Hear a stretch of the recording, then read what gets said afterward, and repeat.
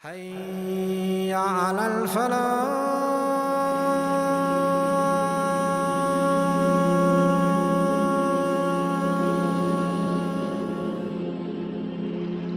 Abdullah ibn Mas'ud radiallahu anhu, this is narrated by Tabarani.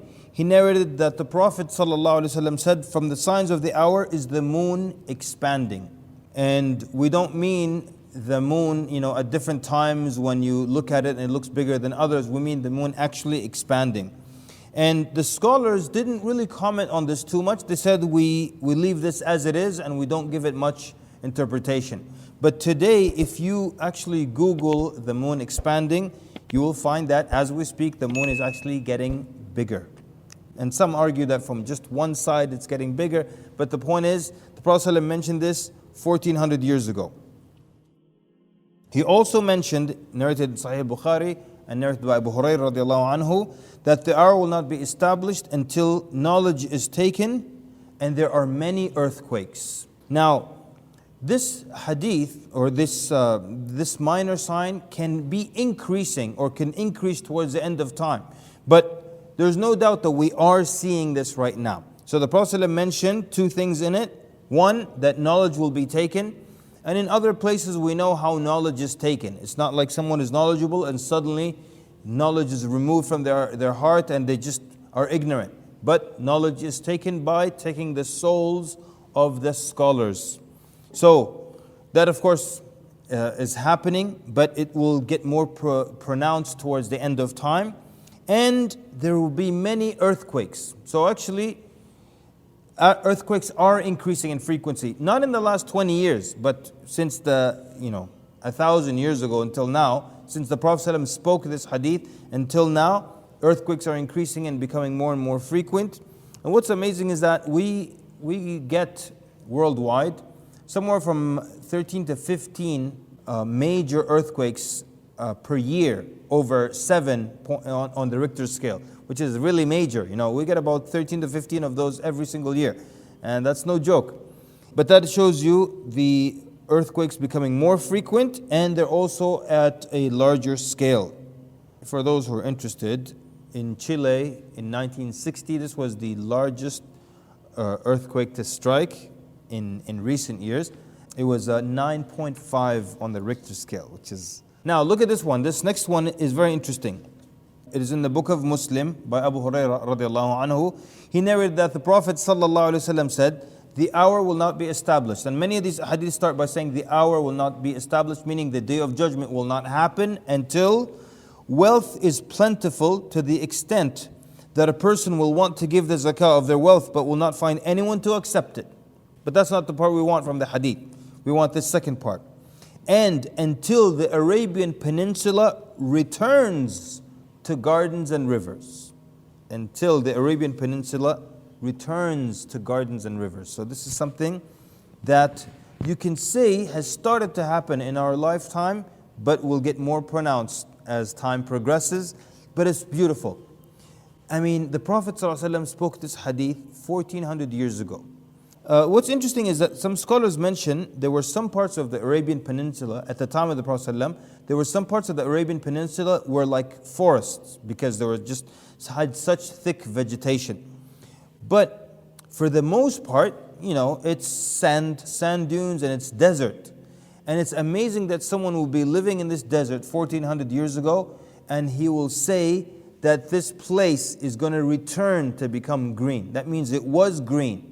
There's just no way someone would know that back then unless he was a genuine Prophet sallallahu alaihi wasallam. If you explore this issue, was the Arabian Peninsula green? You'll find some good evidence to that.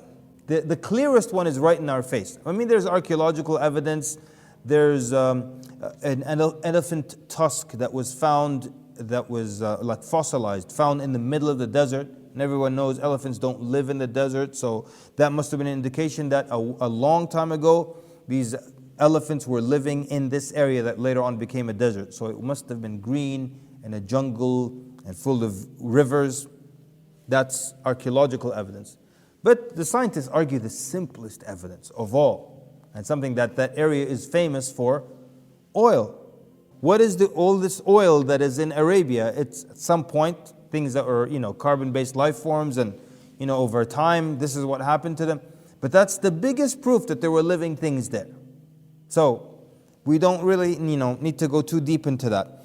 I remember one of the scientists said that it is a scientific fact that it will turn green again. And maybe you've seen some videos. Just a few months ago, someone sent me a video of a man driving by. He's on the highway and he's just has his phone at the window, and he's just filming, mountain after mountain, or like small mountains, and he's just passing by them, and they're just all yellow, sandy, rocky, dry. And then he's on the same highway after the rainy season, and they're just green from the base all the way to the tip, completely green. And the car is just flying by, and every one of those mountains is completely green. Every inch of it is green, and it's just filming it. So, and then there are other videos, and this is something that's been known for a while, that there are rivers under the deserts.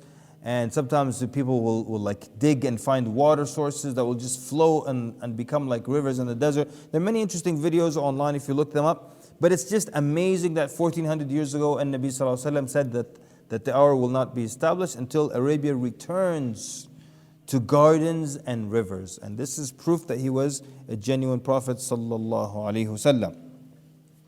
But also scientists mentioned that the climate in Arabia is getting cooler. They are getting a lot more rainfall each year. So that is a known issue, and it's happening, and it will continue to get more pronounced as time progresses. All right, this one here, narrated by Bukhari and Muslim, rahimahumullah, and by Abu Hurairah radiallahu anhu, the Prophet sallallahu alaihi wasallam said that time will become close. That's what we want from this hadith. But let's read all of it. Time will become close. Actions will decrease, stinginess will be the norm. So some scholars said they took it literally that the day and night will have 24 hours, but it will be like a shorter 24 hours, or it will feel short. And they mentioned that it will be literally here because Allah subhanahu wa ta'ala has the power and the capacity, the capability to expand and narrow time. Then it's interesting is they mention a hadith narrated by Abu Hurairah, and this is narrated by Tirmidhi as well, and Imam Ahmad rahimahullah, that the Prophet ﷺ said, the hour will not begin until time passes more quickly. Thus a year will be like a month, and a month like a week, and a week like a day like an hour, and an hour like a flash of fire. Meaning it just flares quickly and dies out. So some of them then took this explanation. That's the first explanation, that literally time will get shorter, get narrow. Then the other group of scholars said the closeness of time means there will be lack of blessing in time. That people will get less done in the same amount of time. And then as I say that, some of you have probably experienced that in your lifetime, that you get less done in the same amount of time. How much can you get done in an hour? Versus how much you used to get done in an hour. Allah subhanahu wa ta'ala a'lam. So that's one thing. And what's interesting is, as someone put it, it says we're inventing and creating all these devices that save you time. The washing machine saves you time, the dishwasher saves you time. All these things are faster and save you a lot more time, and you don't have to stand there. They're automated, they'll do it for you. But he says at the end, we have less and less time. Just getting so busy. So that's the second explanation, that there will be less blessing in time, so you'll get less done. It's the same 60 minutes, but you're getting less done in it. There's less blessing. Then others said that time will get close here, meaning lifespans will get shorter. And realistically, so far, all three of these explanations are very probable, like they all make sense, very plausible. So time will get closer, meaning your lifespan or people's lifespans will get shorter. And we saw the example of Nuh alayhi salam, who lived for 1,000 years, and now, very few people who survive or make it past 100 years. So the lifespans went from 1,000 years all the way to 100, and that's an explanation of time getting closer. That's the third one. The fourth one, the scholar said, another explanation of this hadith is that there will be faster modes of transportation and communication. So, for example, people used to measure distance by time, in the old days. So they would say, this place is a distance of 2 days away, 2 days journey. This place is a distance of 1 day's journey. And now, you don't do that anymore. And these distances that used to take a month or two or a week, we can now cover in a few hours. And so isn't that time becoming closer?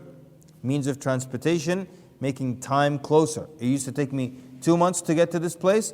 Now it takes me an hour and a half to get to that place. Isn't that time getting closer? And the other then, means of communication as well, if you look at how long a letter would take, if you're going to send a letter 1,000 years ago from Baghdad to Hijaz versus now, an email, and no matter how far, it's just there in a split second. So closeness of time, and this is a beautiful example of one of the signs before the Day of Judgment that can have four possible, that at least here in this case has four possible and plausible explanations. And just a reminder again of that rule, when someone says for sure this is what that means, it could have more than one possible explanation because we're talking about issues of the unseen.